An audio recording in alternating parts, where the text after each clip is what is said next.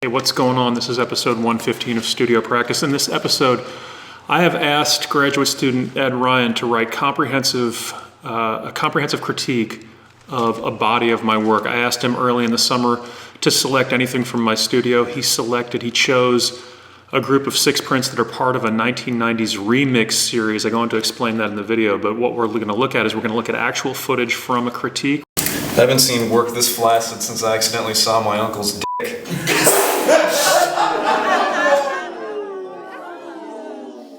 Where we filmed some of the critique, some of the conversation that was happening in critique. I also gave a brief presentation, bullet pointed and diagrammed presentation on salient issues in critique to keep in mind. I've edited this video together in a fairly nonlinear fashion.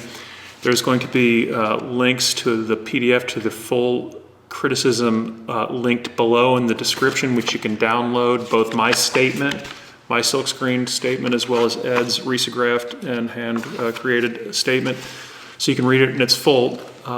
Also, again, the edit of this video shows diagrams with relationship, or a diagram with in relationship to salient points to keep in mind with critique. It shows footage from an actual critique, and then a conversation that Ed and I had here around the actual work. So I hope you enjoy it, and at the end of this video there is going to be a live stream. I have also posted in the description below a Zoom link. You can hit that Zoom link, pop up live on the screen, and you can ask any questions you'd like. You can ask questions related to the material, or submit any comments, questions, or concerns. I think there's room for about 35 people. I have no idea if anyone's going to show up, but so at the end of this video there's a live stream. It'll bounce immediately to a live stream. Hit the Zoom link below, you'll pop up on the screen, it'll be fed to YouTube. The process of going from the first one of these that you made, the first remix that you did, okay, thinking through making, like, what led you to this one's the last one, and I personally think it's the best one. See here that you did, not only did you do an absolutely beautiful job with the design of the piece, but the writing was comprehensive, it was critical, it was really great. But so in just plain English, when we're looking at this body of work, your interpretation of this series would be what? Interpretation is one of the 5 primary components or elements of critique, and it is based upon the simple idea that objects of art and design, works of art and design, are the residue of human intellectual behavior and therefore are about something. Basically, that in kind of this base layer of old or original or 1990s imagery, which I explain in the review, you can pick up that it's dated in a number of ways. With that first layer and then all of this added imagery on top in the white and blue and color, you're creating this kind of timeline or void between, this point in time in your career and this point in time now, in 2021. And I'm trying to not make it about it being you, but I think in outlining that amount of time. But you did think that autobiography had played. I do, yeah, and it's tricky. It's tricky because I don't want it to be. I don't think I'm forcing it. I was trying to be conscious of not forcing that into it, but that's what I see in it. And how difficult did you find the interpretive process when you're looking at these pieces? And were any of the pieces, for lack of a better word, easier to? Were there any specific entry points into the work or what was the key for you? What was the way that you found that you entered into the work easiest, or any major points where you found that you could that opened up for you? It's kind of it was a twofold thing where this was the hardest one to interpret, but it was also the easiest one to start with. And why is that? I think maybe because of the density of the background, and there was more stuff going on back here that was obscured. And the same thing goes for the other one on this same paper with the type in the background. This one here, New Power. I think these two were the easiest to start with, but they were the ones that maybe I felt like I had the latest, or the slowest. And the specifics, I know you chose, I asked you to pick any piece of experimental or avant-garde design work that exists in a kind of border condition between contemporary art and design, rather than picking a painting. All of these I think could work. But I didn't even know these were around. Yeah. All right, but so when you're dealing with a larger body of work, themes rather than specificity comes out. But if you were to look at this piece as an example, was there a specific interpretation, or is it more that you're trying to draw themes across the body of work? Across the 6 pieces that you saw. Well, I picked these to review because the idea of picking up on old things and trying to push them into something new is I've written a lot about and talked about that in my work. So I think watching somebody else do it and try it in different ways was going to be interesting. I'm not sure if that would have come out as much in the individual pieces. There is this misinterpretation that in order to make work that is rich enough to be to provide an interpretive text, that the work has to look like a Jessica Stockholder installation or sculpture. I don't believe that. I think there's a level of clarity. Like literally it's easier to see things, but also it's easier to understand what you're doing. And I think it's also a bit of unfamiliarity with at least this background image. I don't know if I would know if your signature wasn't on it. I don't know. I don't think I would know it was yours. Right. But I think there's something that's like, that resonance is way stronger when it's that thing that's a little bit out of place with this thing that, for me, is like so obviously yours. I really want to talk about what I see as the primary components, the most critical components in critique methodologies. And across the academy, and I'm talking about the academy with a capital A, I'm talking about across education. It is frightening to me how little seems to be discussed about critique. Now, when we look at critique, the noun crisis comes from the Latinized form of the Greek word krisis, meaning turning point in a disease. At such a moment, the person with the disease could get better or worse. It's a critical moment. So let's take a look at the Greek roots. So here we have crisis or krisis in Greek, and then we see over here critique in the Greek kritiki. To call work into crisis. So the fundamental etymological root of the critique process is this idea of one must, in order to critique the work, they must call the work into crisis. They must destabilize the work based upon the work's own internal logic. And recount what the major point in the criticism is, or what the major points in the criticism are, even if it's not particularly written or specifically written in there. What's the criticism of the work? First of all, that in creating this timeline or void or whatever you want to call it, that's about your work, about your process, there's some nods to graphic design then. That was kind of maybe critical at that point, and graphic design now in the 90s as opposed to now, and your role or what you think about the field, whatever. And in a way, I was trying to argue that that's a little bit self-congratulatory, and you're just showing us how much you know, basically. Which, So kind of self-aggrandizement, the narcissistic component. Dishing up exclusive prints bearing pseudo-narcissistic narratives delivered through unapproachable references contrasts jarringly against Elliott's generous and open approach to pedagogy, previous performance work, and democratic and accessible YouTube videos. It's like accidentally using the wrong ingredient in a recipe you know by heart, and promotes a long-dead trope for making and thinking about graphic design. One of the most important things that we do, particularly when one is a graduate student, is we have to challenge our own aesthetic. We have to challenge the way that we organize space and the way that we see things work. And in order to enter into dialogue, both with your work in this case or with another individual, the primary step in the process is to suspend your preconceived notions about the work. As just straight up full of themselves in the sense of sniffing their own fart. It's oh, this work has passed, and oh God, this is so good, I'm so amazing. This work can be taken as that, as on the same, coin, this other side of the devil's advocate kind of approach. Yes, it is the artist's work. Yes, they're remixing it. And that means to accept what is being said to us as true. Now, at some point, you separate the wheat from the chaff, right? You go back to your studio and you think, not everything is good criticism. Not everything is well-intended. But initially, even if someone is attempting to wound you, and actually probably in the instances where they are attempting to wound you, that's when you really need to pay attention, because they're going straight for the jugular vein. And that provides you with even greater capacity. But did they remix it because it had something to say, or did they remix it because it had nothing to say?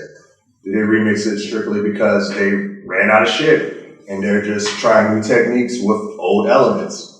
Are they using the same typefaces because they actually find them endearing and charming and they want to show it to a new audience because it's a couple decade-old work? You know, you have to really take that into consideration when you see a remix or when you hear a remix. Are they trying to do it for a commercial reason? Are they trying to do it to make money? Are they trying to regain some sense of relevancy? What do you think in this work is the answer to that? The answer to that is yes and no, plain and simple.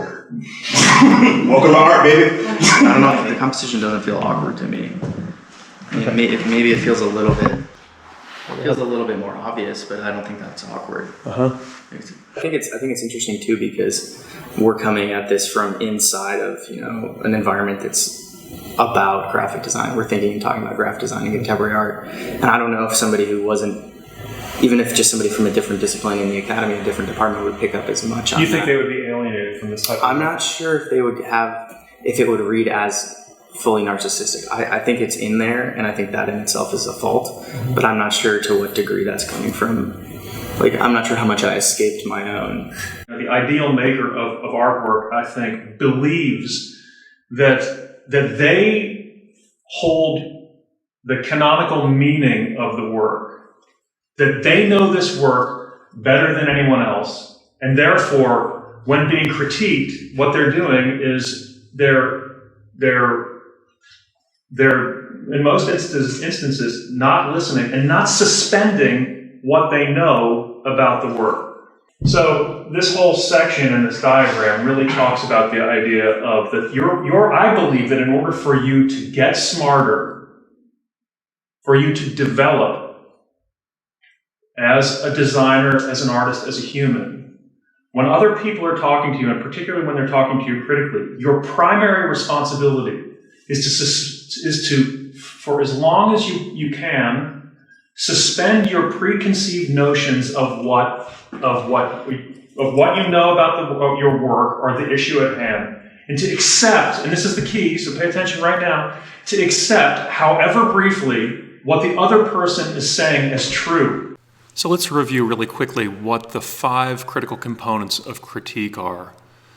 The first point is that critical thinking is not negative, but the 5 constituent components of critique are description, interpretation, theorization, critical assessment, and contextualization.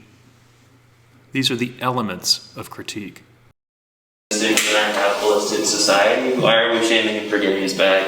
You know, Right. like, he's getting the money for it, he's making the work. It's coming from a place of genuine studio creation.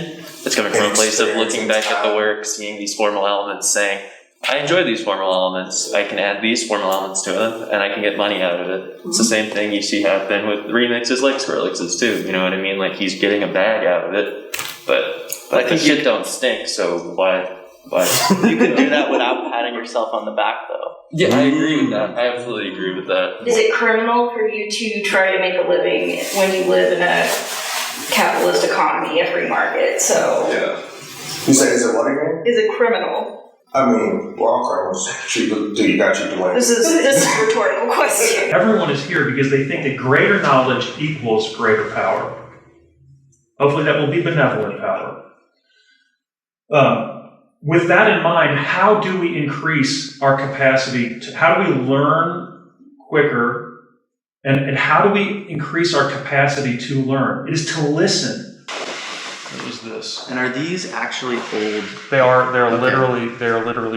literally prints. So they're offset printed? This is offset lithography. So these are from 1995. So You I just found like a tube of a bunch Well, of I've kept a bunch of them, and so these are what I see from my own personal, relics and artifacts, and I tried to get my career popping by doing some variation of social media back in the day. I designed typefaces, I wrote original music and spoken word tracks, and then what I did is I made these posters. I had them offset, paid with my own money, made 2,000 of them, and then shipped them off. I basically shipped them off to anyone who I knew artistically. And it's kind of strange because when you look at that print, it's almost impossible to understand what's actually happening here. You know, I mean, on the back, you can kind of get a sense, and, you know, talks about like what the different types of things are. I saw some of these for sale at Printed Matter. Yeah, they were at Printed Matter. Art Book Fair. Yeah, exactly. Yeah.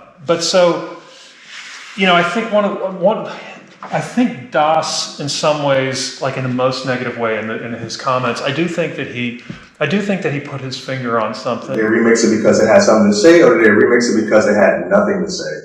Did they remix it strictly because they ran out of shit? I kind of feel like this work begs to be decoded, but because of all of this overload of information, even just within one poster, but especially with all of them installed like this together, it kind of just ended up feeling like empty character studies, just because there's just not enough information within there being so much information.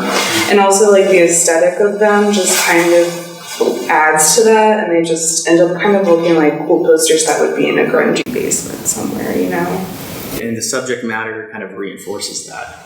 So, you know, self-reference, you know, talking about kind of insular themes, the density of some of the references that you're making to mythology, all of those things are kind of in here. I have a whole list of, you know, what this book that I was referencing calls old power values. So like currency. So these literally act as currencies versus current, or, you know, are held by few, you know, they're exclusive items. I don't think that that's necessarily what's doing it, but it's that in combination with the subject matter and the kind of narratives that are happening across the series that I think put them in this position where they're at odds. That there's no need to be defensive in crit. You don't need to defend the work, and you don't need to feel defensive. That is an object.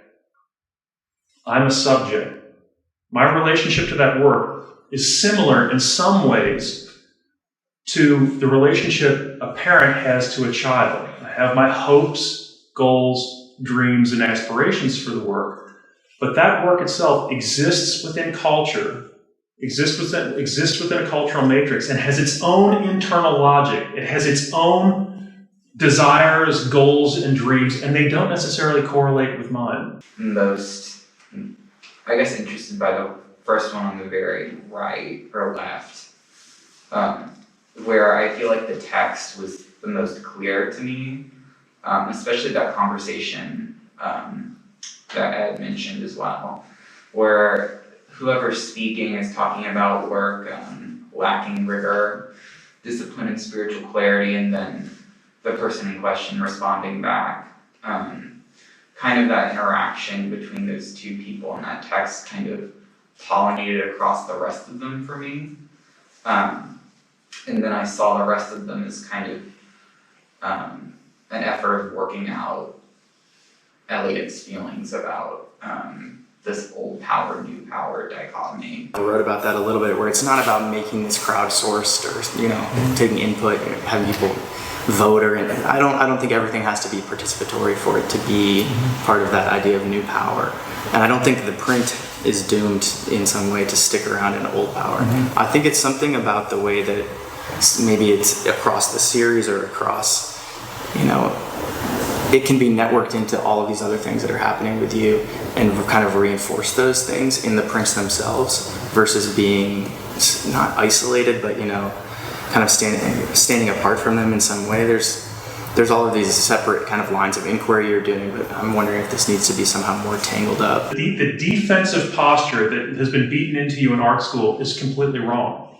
Everyone risks when they place their work on the wall. Yeah, I have two things that I'm thinking about. First is like this tweet that I saw that's like, when a centaur wants to go faster, does it like spank its own ass? And I think that's like definitely true here. Like, it just feels, and I feel like Ed already touched on this, that's kind of just like, I don't know, reactivating stuff, right? Like that's what happens when you go back to a work of canon and you expand on it. But like, is the expansion rich? Is there something new to be learned by regurgitating? This is why we root art criticism in larger bodies of theoretical knowledge. You point your interpretation and your criticism back to philosophy and back to critical or back to theory. Yeah, the thing that I thought was interesting, I didn't talk about it in the review, but I spent a lot of time thinking about it and just making it into the writing, is like this idea of the remix. If all your cells are new every 7 years, like how long do you need to wait until you have enough new material and perspective in order to do a remix of your own? But usually, you know, a remix is done, at least in music, you're picking up somebody else's music and remixing it in your own way. But to do that with your own work is a lot rarer of a move, you know. Mm-hmm. And usually it's like a true remix. If a band is issuing a remix album, they're not actually re-recording anything. They're not like remaking the album. They're just adjusting like little levels. Mm-hmm. So like these are remixes, but they're kind of, it's like somebody took the old music and then added some like a new, like they took out the drums and added like an electronic drum kit or something. I don't know what it would be exactly, but still a remix. Appropriation, which I don't use that in a term that's derogatory. Like there's appropriation in art, and it can be totally legitimate. But I think specifically remixes, like you said, it's of your own work. There is a little bit more narcissism to it, but it's not, I look at it less of the negative word of narcissism and more, but it's definitely like a branding of the self, and it's really hard to get away from, and I don't think it's like really trying to get away from being self-serving. Like this is the icon of the brand, the totem of the brand. So the process of interpretation is when we suggest what a work is about. It's one of the elements of criticism, one of the most important elements, and it's based upon the idea that all work has at its core an aboutness. It is not a rock or a shrub. It is the intellectual residue of human interaction and therefore has an aboutness. An important component of this, and how do we do this? We take note of our reaction to the work in the first 1/100,000th of a second in the presence of the piece, and we note our reaction to that work over time. Calling the work into crisis is the most generous thing that you can do for someone. So when I go back to my studio, right? When I go back to my studio, the way, you know, in the true Hegelian dialectic, this spiral, we have thesis, we have the idea, we have thesis. Ed's role is to provide antithesis or antithesis, right? And when I go back to the studio, I've got the thing I'm working on. Hopefully I have that thing that Ed says is not, and that the group says, the internal logic of the work, this does not work. I return to my studio. Through deep thinking, I attempt to resolve that problem. That is that third term. That is in the Hegelian dialectic, that's that third thing. That's the synthetic impulse, it's synthesis. That's actually learning in a way. So hopefully, through that process, the work advances. If your fellow student does not call your work into crisis, does not provide you with a problem to work on, they have a problem to go back to the studio to work on. I don't believe that they have been generous to you. Okay, so again, there are different models for critique, some of which I believe in, some of which I don't. But the point is not to say, you've done a good job. The point is not to say, you've done a good job. The point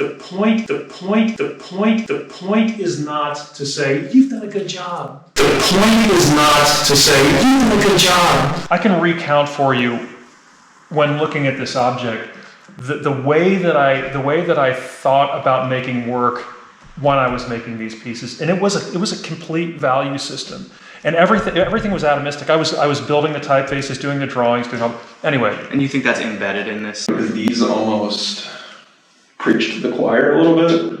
Like if you're interested in Elliott's work, you're going to be re-interested in this work.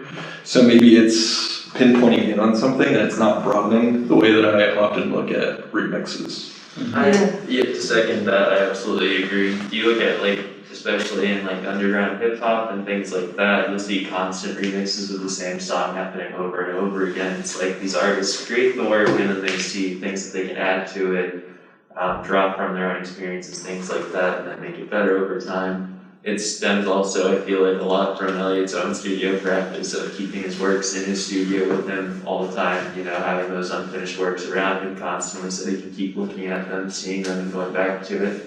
It's kind of like viewing the tools and the resources you gain within the world of art making, music making, any of it as resources that you can keep adding to your work. No, I think it's embedded. I think it's embedded in the back in the back panel. But I think what is interesting is so to me, you know, if truth be told, you know, Doss's criticism about and I mean this goes without saying, that stuff is right on the money. But when he was talking about like an old dude trying to reinvigorate or something, I think that in a way that is actually what this is about. Talking about Skrillex, because Skrillex has remixed some of his own work, which I feel like is fucking cool. Like going back and like looking at your work and being like, this is kind of, some of this is good, some of this is bad. Like I can improve upon this now at this point. So I think there's guts to that for sure.